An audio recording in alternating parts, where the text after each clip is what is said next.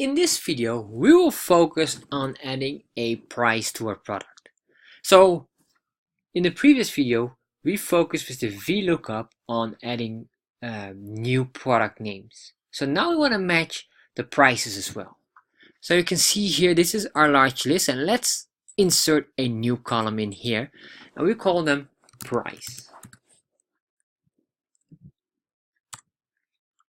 And the price will be matched with the product, and what we'll say here, 1 apple rates 25 cents.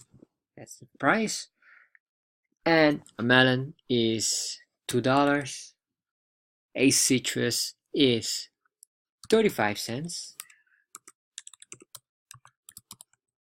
And the kiwi is 35 cents, and the Korean pear is 50 cents, and the banana is 15 cents. Alright, so we have our prices here, and let's start to give them a value. In this case, I will select the dollar sign. There you are. So we will do exactly the same here.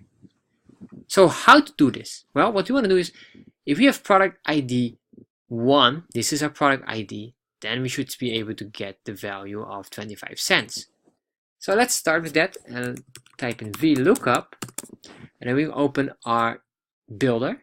You can see here the formula builder. So what is the value we want to look up? Number 1. Secondly, table array. This is our table now. Now we have 3 columns here. And then it says column index number. In this case, number 1, third column, we need to know the value. And range lookup, no, this is a solid, fixed, exact match lookup. So we click here on done, because we're done now. And let's close the builder. And this is our price. Apples, the product is 25 cents. So what we want to do now here is to freeze the cells, F4, and here as well F4, and enter. So now we have this, double click on this, you can see instantly everything is matching with it, and this is perfect. Let's add in here the value in price in dollars, and there you are. And this is how you can use the VLOOKUP to add more values as well and to increase more.